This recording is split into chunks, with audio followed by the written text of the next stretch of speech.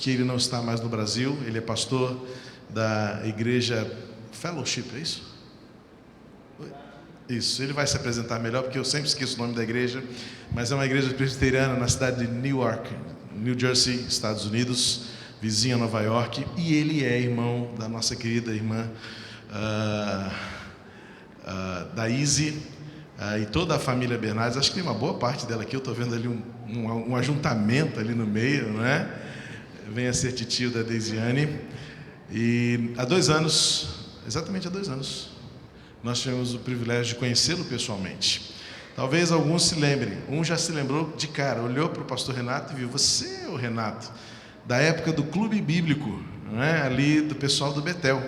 Pastor Renato foi jovem, ainda é jovem, né? Jovial, mas quando ele estava na juventude, caminhou com o pastor Neander, pastor Benoni, toda aquela turma que influenciou e transformou uma geração inteira por meio do conhecido clube bíblico, de onde surgiu então a comunidade Jesus Vive, ali na Tijuca.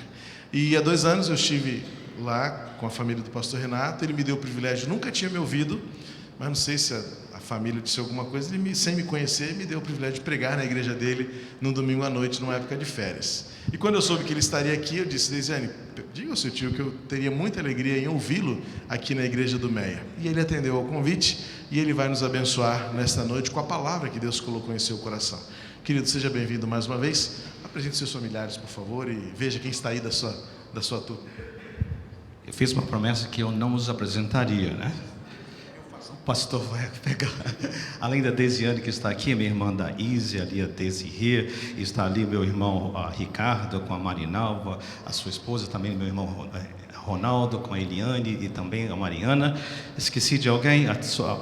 A mãe de Eliane também está conosco, não é isso? Esqueci alguém dos familiares? Falei todos, né? Como o pastor falou, foi um privilégio conhecê-lo, sua esposa também, lá nos Estados Unidos. Cláudia e eu, nós estamos lá já há 42 anos. Nós saímos daqui, eu estava com 24 anos e ela com 20 anos, nos casamos nos Estados Unidos. Temos 3 filhos, nascidos lá, falam português, e 3 netos também. E nós viemos e estamos aqui aproveitando com familiares. Somos uma família grande, nós somos em 10. 6 irmãs e 4 irmãos. Então, quando dá reunião de família, é reunião mesmo, é culto e todo mundo envolvido. Uma alegria muito grande. Nossa igreja, Comunidade Cristã Presbiteriana, foi uma igreja que foi já quase 30 anos atrás. Eu não fui o pastor que a plantou, mas era uma igreja que foi organizada para ser uma igreja para brasileiros que estavam no exterior, nos Estados Unidos. E havia uma grande onda de brasileiros indo, praticamente toda semana, gente chegando.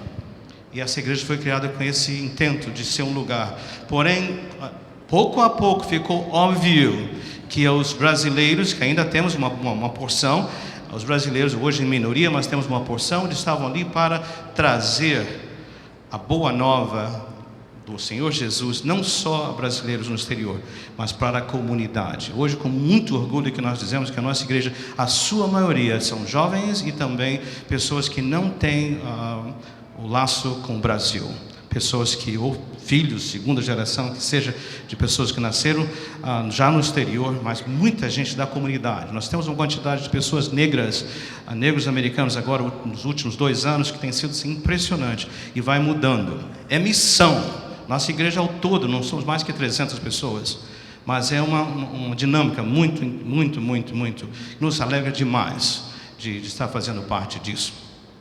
Essa noite, que está no meu coração, de compartilhar no Evangelho de João, o capítulo de número 21. Se você tem a sua Bíblia, eu gostaria que você tivesse a sua Bíblia aberta e nós vamos estar.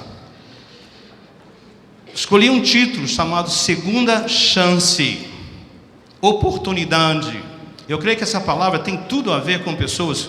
Eu me sinto tantas vezes assim: gente, perdi a oportunidade, seja de conhecer o Senhor, seja a oportunidade de realizar um ministério, seja de ter uma vida de acordo com aquilo que sonhamos, mas de repente as coisas não andaram do jeito que nós pensávamos que deveriam andar, e vem um desânimo, frustração, e por vezes desistimos. E esse texto nos ajuda a endereçar isso. Não conheço a igreja, mas imagino que se você está aqui nessa noite de domingo, porque você anseia, ouvimos pelos cantos, entender o Senhor melhor, servi-lo, amá-lo mais, estar mais com Ele. E às vezes nós falhamos. E aí? Temos uma segunda chance? Vou colocar muitos dos versos na tela, mas eu gostaria que, assentados mesmo, você mantenha a sua Bíblia aberta. Eu vou ler os primeiros 3 versos do capítulo 21 e fazer colocações apenas sobre este tema dessa noite. Assentados, João 21, último capítulo do Evangelho de João, versículo 1, na minha versão, diz assim: depois disso, Jesus apareceu novamente aos seus discípulos, à margem do mar de Tiberíades. Foi assim: estavam juntos Simão Pedro, Tomé, chamado Dídimo, Natanael de Caná da Galileia, os filhos de Zebedeu e 2 outros discípulos. Vou pescar, disse-lhes Simão Pedro, e eles disseram: nós vamos com você. Eles foram e entraram no barco, mas naquela noite não pegaram nada. Uma pausa. Pode colocar o próximo, Gabriel, o próximo slide. Foi assim. Essas 2 palavras estão aí para dizer para nós o seguinte: olha, não é mais uma parábola de Jesus. Ele usou muito para ensinar parábolas com princípios de vida eterna, para como nós podemos viver nessa vida aqui enquanto esperamos o seu retorno.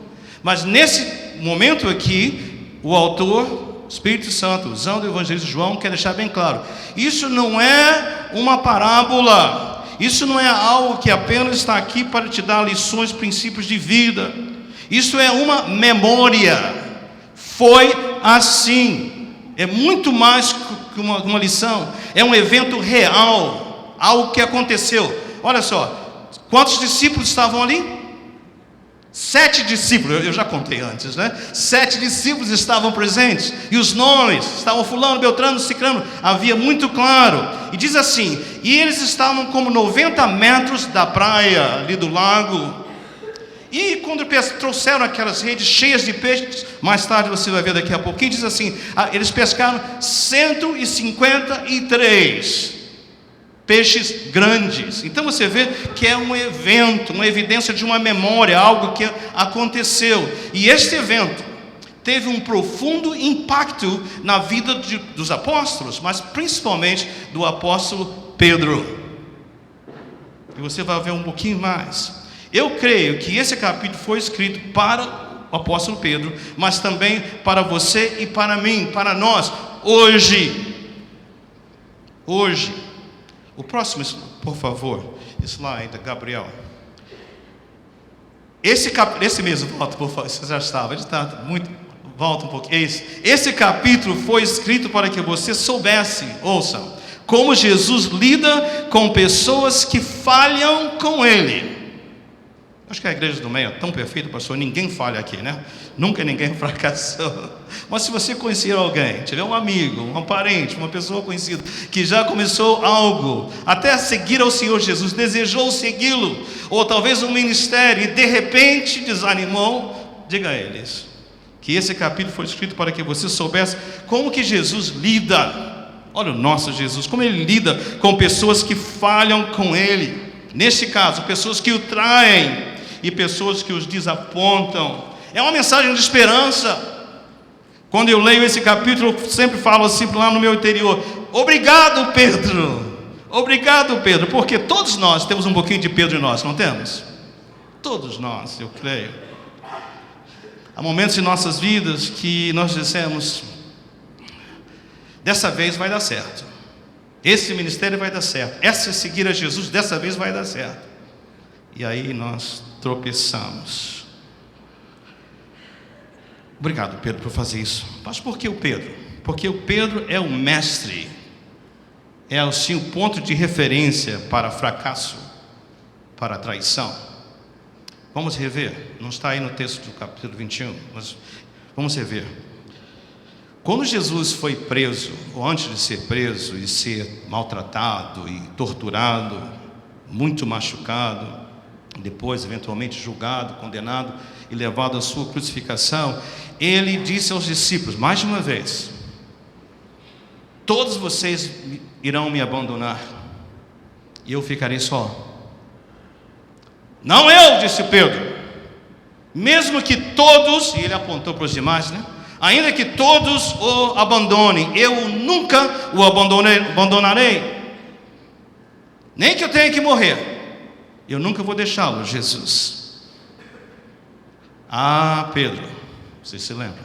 Nesta noite, antes que o galo cante, você me negará 3 vezes. E foi isso exatamente o que aconteceu. Ouça, antes desse encontro do capítulo 21, essa não é a primeira vez que Jesus se encontra com Pedro depois da ressurreição. Eles já haviam se encontrado. Aliás, volta um pouquinho mais comigo. Quando Pedro negou a Jesus pela 3ª vez, a palavra de Deus nos diz o seguinte, que o Pedro estava lá, ali na beira de uma fogueira, e Jesus estava todo já machucado, sangrando lá do outro lado. Na hora que ele negou a 3ª vez, o galo cantou, os olhos de Jesus, os olhares de Jesus e Pedro se cruzaram. E a palavra diz que Pedro chorou amargamente. Arrependimento. Quando Jesus ressuscitou, vocês se lembram? As Marias foram ali ao templo, ao túmulo, a pedra já estava removida, mas se vocês se lembram, Jesus diz assim, vão e dizem aos discípulos e a quem? A Pedro que eu ressuscitei. Ou seja, eu quero dizer que o processo de perdão da parte de Jesus para com Pedro já havia sido realizado. Estão me acompanhando? Não era questão que de repente ele ao primeiro encontro, agora o que é que nós vamos fazer? Como é que vai ser? Como é que Jesus vai lidar comigo? Porém, se nós entrarmos no psique de Pedro, nós vamos concluir que ele entendeu assim, eu fui perdoado, mas nunca mais Jesus vai me confiar qualquer coisa. Por quê? Porque a primeira reação, depois de ter visto Jesus 3 vezes, ou 2 vezes, agora a 3ª, o que ele diz aos seus companheiros?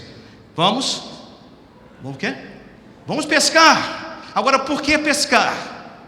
Por que não outra coisa? Vamos jogar um futebol. Por que pescar? Por quê? Porque era a profissão deles, né? Vamos voltar à vida anterior. Tinham sonhos de seguir a Jesus, de ajudar a instalar ao reino de Deus, mas não deu certo. Então vamos voltar ao que nós fazíamos antes. Vamos voltar à profissão. Hoje seria assim, vou continuar a ser uma pessoa que teme ao Senhor, talvez vou continuar a ser um membro da igreja e tudo mais, mas nunca mais eu vou ser qualquer coisa no reino de Deus. Então foi essa a atitude dele. E aqui as surpresas começam a acontecer. Assim que Jesus lida com pessoas que desejam, mas falham, começam, não terminam, dão um passo, mas tropeçam. O que é que nós aprendemos aqui? Primeiro, nós aprendemos que Jesus tem todo o interesse, e Ele vem ao nosso encontro para que nós sejamos restaurados. Olha os versos, como eu prometi que eu ia colocar. Ao amanhecer, Jesus estava na praia, mas os seus discípulos não o reconheceram. Ele lhes perguntou, filhos, você tem algo para comer? E eles responderam que não. Ele disse, lancem a rede do lado direito do barco, que vocês encontrarão. E eles a lançaram e não conseguiram recolher a rede, tal era a quantidade de peixes. O discípulo a quem Jesus amava disse a Pedro, é o Senhor. Simão Pedro, ouvindo-o dizer isso, vestiu a capa, pois a havia tirado, e lançou-se no mar. Os outros discípulos vieram no barco, arrastando a rede, cheia de peixes, pois estavam apenas a cerca de 90 metros da praia. Quando desembarcaram, viram ali uma fogueira, peixes sobre brasas e um pouco de pão. Disse-lhe Jesus, tragam alguns dos peixes que acabaram de pescar.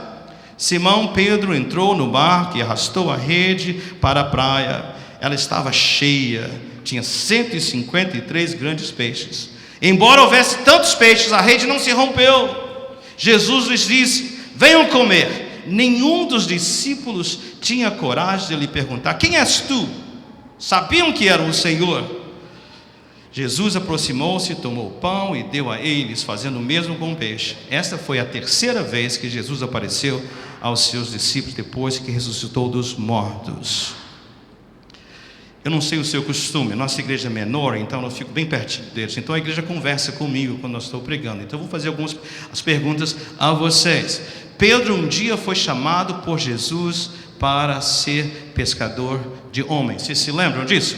Diga bem se você se lembra. Você se lembra? Então foi assim, né? Então agora Jesus vem ao encontro ali deles, né? Se você se lembra, quando Jesus foi a primeira vez, eles estavam pescando a noite inteira, não pescaram nada. E Jesus falou: lancem a rede desse lado. E eles lançaram e houve uma pescaria. Então na chamada de Pedro houve um lance desse. É por isso que o Pedro reconhece, porque a mesma cena está acontecendo. Agora, se você comparar Lucas 5, onde a chamada de Pedro acontece, e esse texto, você vai notar uma pequena diferença. Em Lucas 5, quando Jesus chamou a Pedro e os demais discípulos para o seguirem e se tornarem pescadores de homens, Jesus estava no barco com eles. Aqui Jesus está na praia, mandando ordens.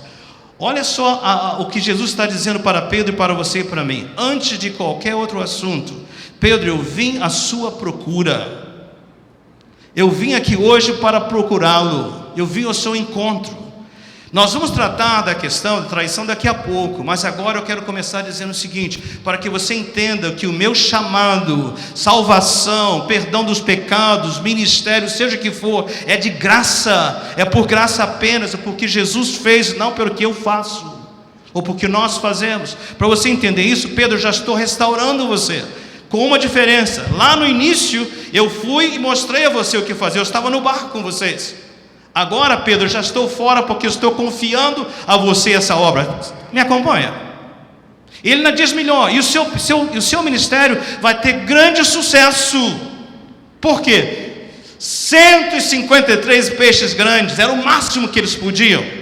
E Pedro, tenho mais. Você e eu, tenho mais. As redes, o seu ministério não vão se romper. Você pode dizer amém para isso? Porque isso me alegra. Agora o Senhor está dizendo: eu confio em você, vou enviá-lo, eu vou confiar em você, e ao mesmo tempo quero dizer, você vai ser bem sucedido, e o seu ministério não vai se romper. Você pode confiar. Ele pode estar dizendo para nós: Pedro, faça isso de acordo com a minha palavra, siga as minhas instruções, e veja o milagre, o que vai acontecer. Então começa aceitando, volte, venha, não tem conversa. Depois nós falamos sobre a questão do coração.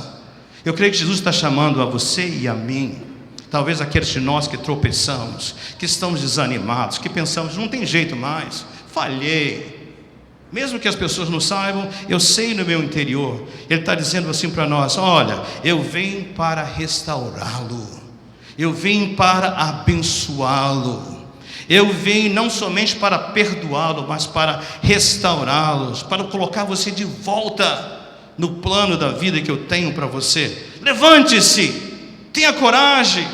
Jesus é por nós.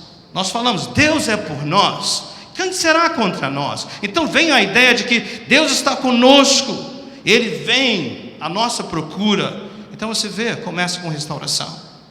Eu não sei onde você está, mas isso me anima, isso me enche de coragem, porque eu sempre ouço o meu Senhor. Não é uma licença para fazer coisas mal feitas ou falhar de propósito, não, dá o melhor, mas sabendo, não é pela minha força, não é pela minha excelência, mas pela chamada do Senhor. E o meu Senhor diz: eu sou por você e por você. E se você cair, eu vou à sua procura e vou restaurá-lo. E se você quer me encontrar, descanse em mim, porque eu vou levantá-lo. Você pode dizer amém para isso? Restaurado. Mas Jesus é tão bom, nosso Jesus é tão bom, que Ele diz: tudo bem, agora que você já entendeu que salvação, chamada é pela graça, ministério é pela graça, vamos tratar do seu coração, Pedro.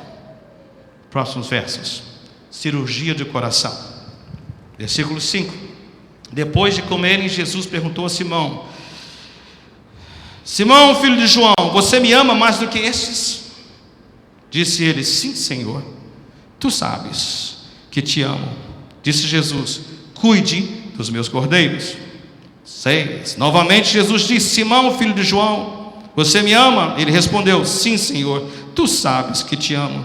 Disse-lhe Jesus: pastorei as minhas ovelhas. Pela terceira vez, ele lhe disse: Simão, filho de João, você me ama? Pedro ficou magoado, por Jesus lhe ter perguntado pela terceira vez: você me ama? E ele disse: Senhor, tu sabes todas as coisas, sabes que te amo. Disse-lhe Jesus: cuide das minhas ovelhas. Questão do coração, né? Versículo 9 diz assim: quando desembarcaram, viram uma fogueira. Quando Pedro negou a Jesus pela terceira vez, ele estava onde? Em uma fogueira, tentando se aquecer, rodeado de pessoas. Aqui ele está rodeado dos discípulos. Jesus, como um bom conselheiro, vamos recriar a cena. Já foi restaurado, já foi perdoado, mas ele precisa tratar com o coração, para que nós não venhamos outra vez cometer o mesmo erro. Jesus começa a conversar com ele, na frente de todos. Às vezes, nos nossos relacionamentos, os casados, os amigos, os namorados, às vezes nós nos entendemos, não é? Não é verdade? Não é só na América que as pessoas brigam, né? A gente briga um com o outro. E muitas vezes, alguns de nós queremos só começar a tratar bem e não voltar a lidar com o assunto, né? Faz de conta que não aconteceu. Isso acontece aqui no Brasil? Acontece, lógico que acontece. Mas não dá, é um desserviço. Lógico que tem que haver perdão aí para frente, mas nós temos que parar. Vamos conversar sobre o assunto que aconteceu, a desavença, a tristeza, o que magoou. E é o que Jesus está fazendo aqui com Pedro. Pedro, nós precisamos conversar sobre isso. Lembre-se que ele disse que ele amava Jesus mais que todos, que ainda que todos o abandonassem e o traíssem, ele não o faria. Então Jesus disse mais ou menos assim: Pedro, vamos chegar à raiz desse amor seu. Você me ama mais que todos esses aí? Você me ama mais do que a sua habilidade de amar? Você disse que você nunca ia me negar, não? Nunca ia me deixar. Talvez Jesus apontou para os barcos, as redes, o peixe. Você me ama mais do que isso aí, Pedro? Preste atenção. Nenhuma vez Jesus chegou e disse assim: olha, Pedro, você já foi perdoado, você já foi restaurado, agora me faz uma promessa, repita comigo: eu nunca mais vou traí-lo, Jesus. Isso não está aí, porque não é assim que ele trata conosco. Ele queria tratar com a raiz. Jesus não estava preocupado com a ação externa, ele estava preocupado com o coração. O que foi que levou Pedro a fazer isso? O que nos leva a tropeçar? Jesus quer e já restaurou a Pedro, mas mais do que isso, ele quer curá-lo. Jesus quer nos restaurar, mas ele quer nos curar também. E para que nós sejamos curados, como Pedro, nós precisamos tratar do nosso coração. Jesus precisa, machuca, porque ele, como um bom cirurgião, vai colocar o Pedro aí na mesa de operação, vai abrir o coração. Vamos entrar? Vamos olhar, Pedro? Olha para esse quadro, eu espero que vocês possam ver. Pode colocar o próximo, Gabriel. Vou dar alguns momentos para você poder olhar essa figura. Está cheio de amarelos, né? Mas isso aí é uma fotografia, uma cópia do Evangelho de João, com o texto em grego e com a tradução em inglês. Logo embaixo. O pastor Purim não faz isso, mas às vezes eu dou esses atalhos assim, né? Já está o texto em grego e logo embaixo a palavra por palavra o que está dizendo. Se você olhar com mais cuidado, você vai ver que existem duas palavras que lá no grego estão sendo usadas para dizer amor. Tu me amas, Pedro? Há duas palavras que estão sendo usadas. A primeira delas é quando Jesus pergunta a ele, se você olhar lá no texto, né?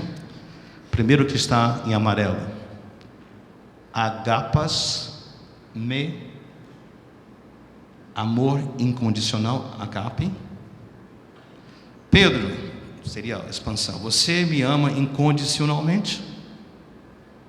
Agora, quando Pedro responde a Jesus, logo embaixo, no terceiro, né? Pedro responde assim, a segunda palavra para amor, filéu, que é amor, amizade.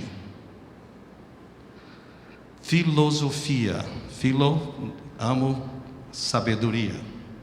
Há uma cidade perto do estado de New Jersey, no estado da Pensilvânia, chamada Filadélfia.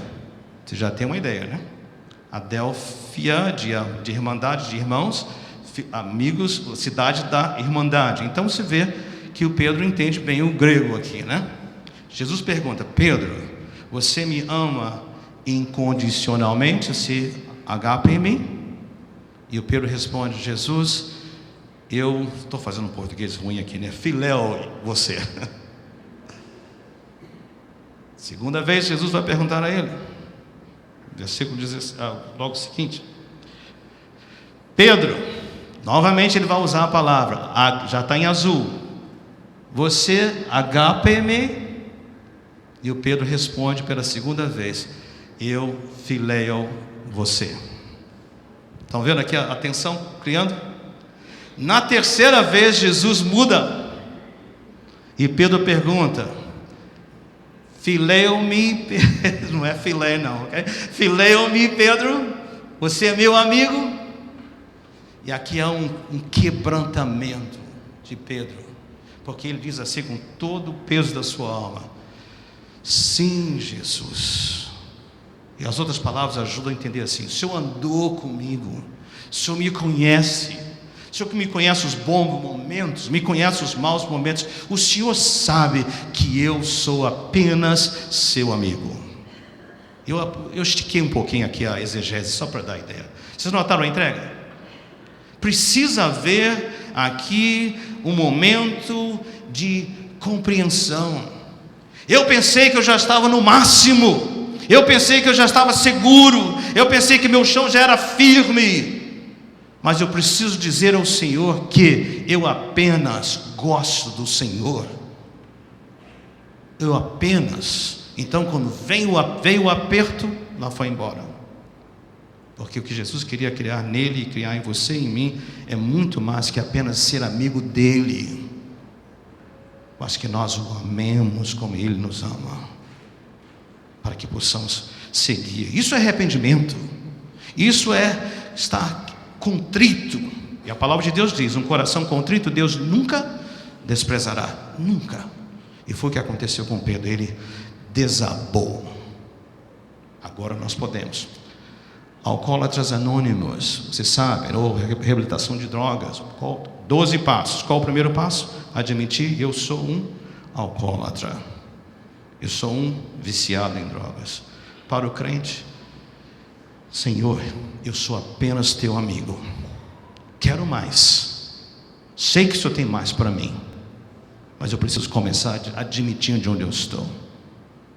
Então você vê aqui, começa a cura. Restaurado, cura. Vamos seguir rapidamente? Prometo que até 1h da manhã eu termino aqui, né? Terceiro ponto, a medida do amor.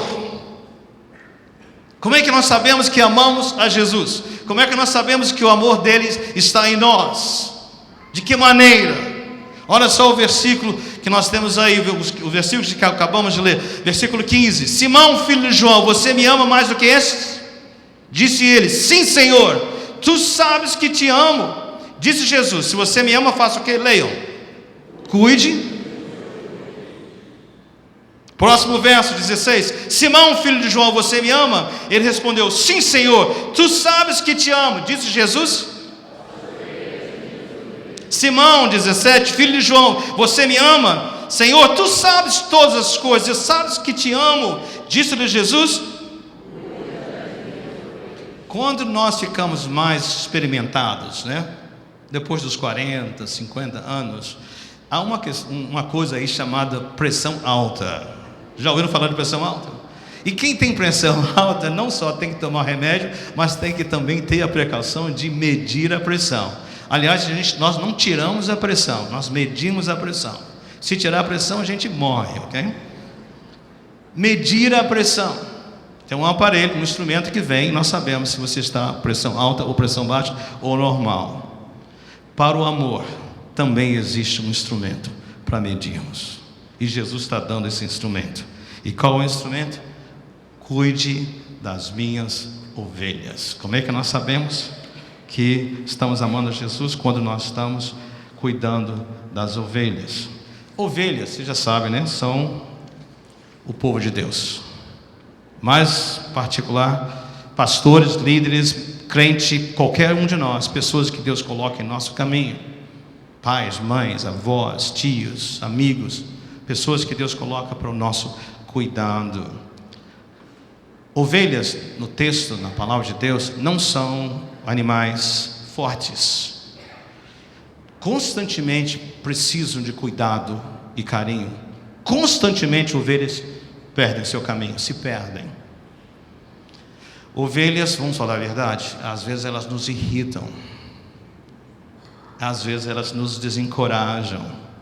Ovelhas às vezes nos fazem ter vontade de dizer: não quero mais.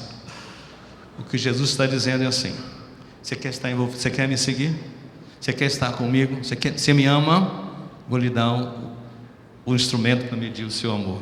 Cuide das minhas ovelhas. Mas ouça, não cuide das ovelhas porque elas são gratas. Muitas vezes elas são, mas na maioria das vezes elas não são. Nem que elas apreciam o que você faz. Provavelmente, a maioria das vezes, as ovelhas não vão apreciar o que você faz. Mas cuide das ovelhas porque elas são, Jesus falou, as minhas ovelhas. Essa é a única razão. Ame-as, cuide, pastoreie porque elas são minhas. Tome conta das minhas ovelhas. Irmãos, queridos, nós não podemos amar a Deus se nós não amarmos as ovelhas de Jesus. Impossível. Impossível. Vamos chegar às conclusões. Você sabe o que significa quando o pastor fala assim: agora vamos concluir? O que significa? Nada. Mas hoje vai significar alguma coisa. Siga-me, restaurado, curado, já sabe como daqui para diante saber se ele amava Jesus realmente, deu a ele um instrumento para medir o amor, mas agora ele está tratando de siga, hora de ir para frente. Próximo verso diz assim, Pedro, versículo 20, voltou-se e viu que o discípulo a quem Jesus amava o seguia. Este era o que estivera ao lado de Jesus durante a ceia e perguntara: Senhor, quem te irá trair? Quando Pedro ouviu, perguntou: Senhor, e quanto a ele? Imagina a cena assim: agora já tratou da cirurgia, o coração já está curado, os dois estão andando pela praia ali do lago, e Pedro e Jesus bem ali, Pedro se sentindo tão bem, né? Ele ouve uns passos lá atrás, ele olha para trás, ele vê o João vindo também, ele fala: poxa, esse é o meu momento com Jesus. João se manca, né? E Jesus aqui diz para ele, essa é a minha tradução, viu? O texto fala para nós que Jesus respondeu: se eu quiser que ele permaneça vivo até que eu volte, o que lhe importa? Quanto a você, siga-me. Você quer saber qual é a minha tradução? João, não é da sua conta. Seu papel é: olhos em mim, siga-me. Jesus, nosso Deus, não nos chamou para ficar vigiando os ministérios dos outros. Ele tem um mecanismo todo já preparado para cuidar do seu rebanho, do seu corpo. Nosso papel é segui-lo. Focalize naquilo que Deus lhe confiou. Não é uma licença, irmãos, para que vamos fazer tudo já que ninguém pode se mexer. Não, Jesus tem um mecanismo, tem a igreja, tem a sua liderança, tem a família, tem nossos pais, tem todo aí um sistema colocado biblicamente para nos ajudar a acertar os nossos passos. Mas não é da nossa conta ficar vigiando e olhando para os lados. Nosso papel é olhar para Jesus e fazer o que Ele nos chamou para fazer. É isso que Ele vai pedir para nós. Quanta dor nós pouparíamos a nós mesmos e aos outros se nós parássemos de olhar para os outros e ficássemos olhando para aquele que nos chamou. Nosso papel, nosso trabalho é cuidar das ovelhas de Jesus, que nada mais é do que amar os outros, o próximo, como Deus pede que nós amemos. Agora é a conclusão mesmo. Eu passei por cima desses versos 18 e 19, porque eu creio que eles têm um significado especial. Olha o verso de número 18, Jesus ainda com Pedro: digo-lhe a verdade, quando você era mais jovem, vestia-se e ia para onde queria, mas quando for velho, estenderá as mãos e outra pessoa o vestirá e o levará para onde você não deseja ir. Jesus disse isso para indicar o tipo de morte com a qual Pedro iria glorificar a Deus. E então lhe disse: siga-me. Pausa. Na nossa família, na minha família, por razões de idade e tudo, temos muitas pessoas idosas e pessoas que precisam de cuidadoras 24/7. Por muitos anos, eu olhava para esse verso e pensava assim: Pedro, um dia você vai ficar velho também. Hoje você tem toda essa força de juventude.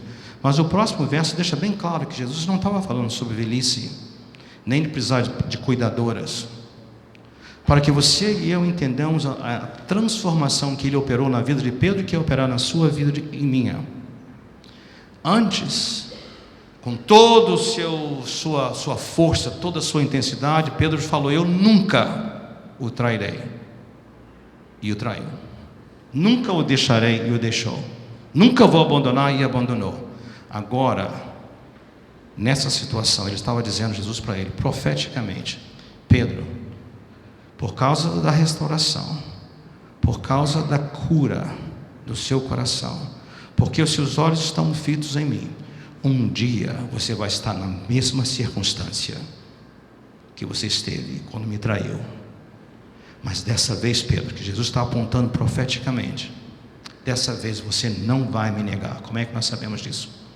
A palavra de Deus não inclui essa descrição, mas as tradições dizem que um dia, ainda jovem, ainda cheio de vida, Pedro foi preso e condenado à morte. E a sua sentença foi morte de crucificação. A tradição nos diz que naquele momento ele não correu. Traidor já era. O medroso já era. O que tropeçava já não existia. Agora era alguém restaurado. A tradição diz que ele disse: olha, eu não sou digno de ser crucificado como meu mestre. E ele foi crucificado de cabeça para baixo. Mas você vê o resultado? Eu não sei onde você está, onde você tem andado, mas o que eu vejo aqui é o seguinte: é o processo de cura da parte do nosso Deus. É o processo que o nosso Deus usa para dizer para você e para mim: venha, venha, venha, venha a mim. Mesmo que você tropece, eu vou recebê-lo. E se você tropeçar, eu vou buscá-lo. E se eu for buscá-lo, eu vou restaurá-lo. Se eu for restaurá-lo, eu vou tratar com aquilo que causou você cair. E eu vou levantá-lo. Depois daquele momento, restaurado e curado, nunca mais você vai voltar aos caminhos antigos. Há um pedido, há um chamado, há um clamor de dizer: ouça, esse é o Jesus que deixou tudo, toda a sua glória, para vir ao nosso encontro e dizer: eu vim por você, para você, e comecei uma boa obra e eu vou completá-la.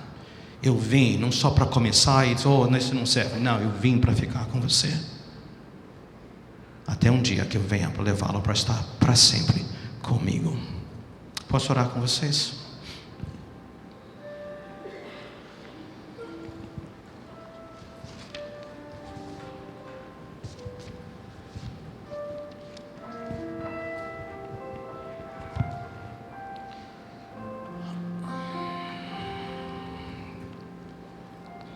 Querido Pai nosso que estás nos céus, santificado seja o teu nome. Obrigado, Senhor, por ter nos amado, Senhor. Mesmo quando ainda éramos pecadores, ó Deus, ter vindo ao nosso encontro, Senhor. Entregue o seu Filho Jesus para nos perdoar os pecados, nos conceder vida eterna, Senhor. Mas, Pai, obrigado ainda mais, porque apesar dos tropeços, o Senhor não nos desampara, Senhor. O Senhor volta para nós, o Senhor nos restaura, o Senhor nos cura, o Senhor nos ensina, e o Senhor nos transforma. Pai, eu oro para que cada um aqui nessa noite, talvez que deseja conhecê-lo, que ele saiba que esse é o Jesus que vem à procura deles. Ou pessoas, Senhor, que um dia talvez já o seguiram, já o serviram, Pai, mas tropeçaram no caminho, Senhor, que ele saiba, não tem separação, não há aqui rancor, nem dizer que nunca mais, mas é um chamado de dizer: vem, vem, vamos, eu vou curar você. Restaura, Senhor, traz-nos de volta, Senhor, esse amor profundo, e cria em nós, ó Pai, esse amor incondicional que o Senhor tem para nós. Abençoa a tua igreja, Senhor, abençoa esses irmãos, pessoas queridas aqui nesse lugar. Essa é a minha oração, Pai, é a minha bênção, em o nome de Jesus, amém. Segunda chance é o que a graça de Deus nos dá insistentemente. E eu não gostaria de terminar este culto sem dar a você uma oportunidade de responder ao convite de Jesus. Um convite de restauração, um convite de cura, um convite de chamado, um convite para que Ele saiba o quanto você o ama e o quanto você está disposto a segui-lo. Este convite vale para todos nós, mas especialmente para aqueles que nesta noite sentem-se distantes de Deus e precisam nesta noite experimentar a restauração, a cura, e podem experimentar o quanto Deus ainda lhe ama e continuará amando insistentemente até que você seja totalmente dele, a ponto de, se preciso for, entregar-se para que Ele seja glorificado tanto na vida quanto na morte, na sua existência. Gostaria de saber se entre nós há alguém nesta noite que deseja colocar o seu coração diante do Senhor Jesus e dizer: restaura a minha vida, cura o meu coração, e eu quero nesta noite declarar o quanto eu amo a Jesus. Alguém entre nós, onde você está, levante uma das mãos e diga: eu quero nesta noite experimentar a restauração que só Jesus pode operar na minha vida. Deus abençoe lá em cima uma mão, Deus seja louvado por isso. Há mais alguém entre nós?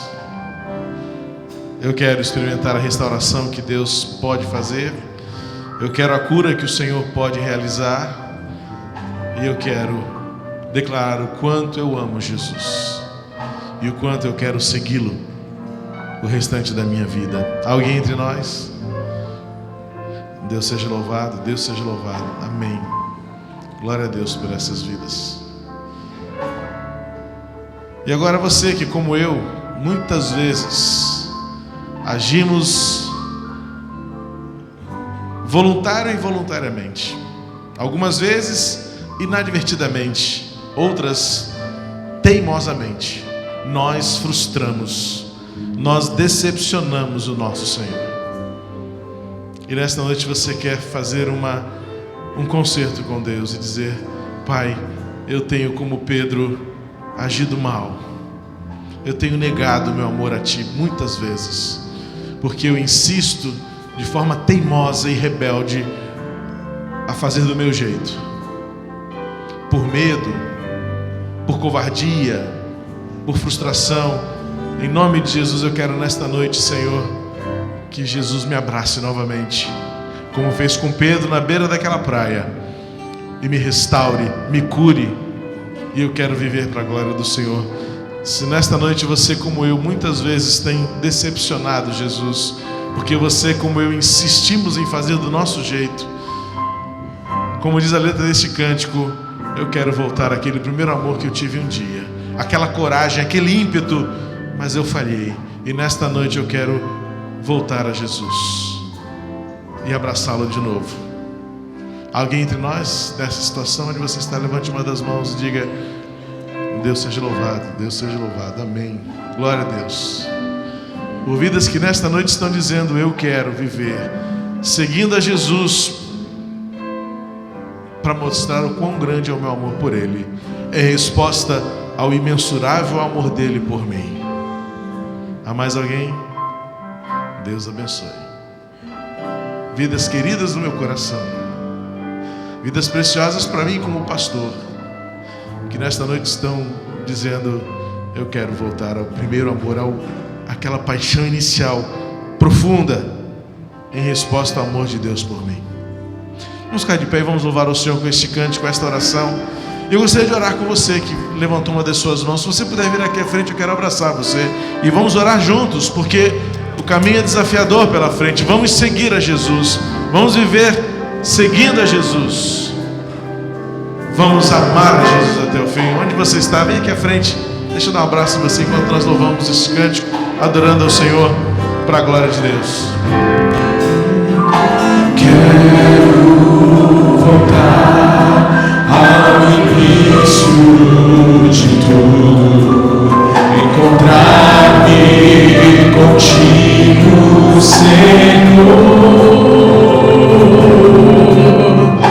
Quero rever meus conceitos, valores.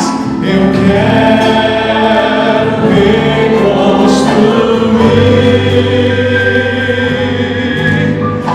Vou regressar ao caminho, vou ver as primeiras obras, Senhor. Eu me arrependo, Senhor, me arrependo, Senhor, me arrependo, Senhor. Eu quero voltar ao primeiro amor, ao primeiro amor. Eu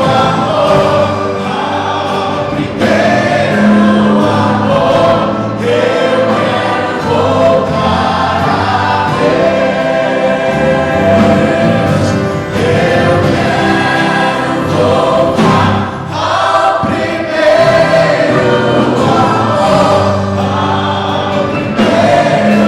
amor. Eu quero voltar a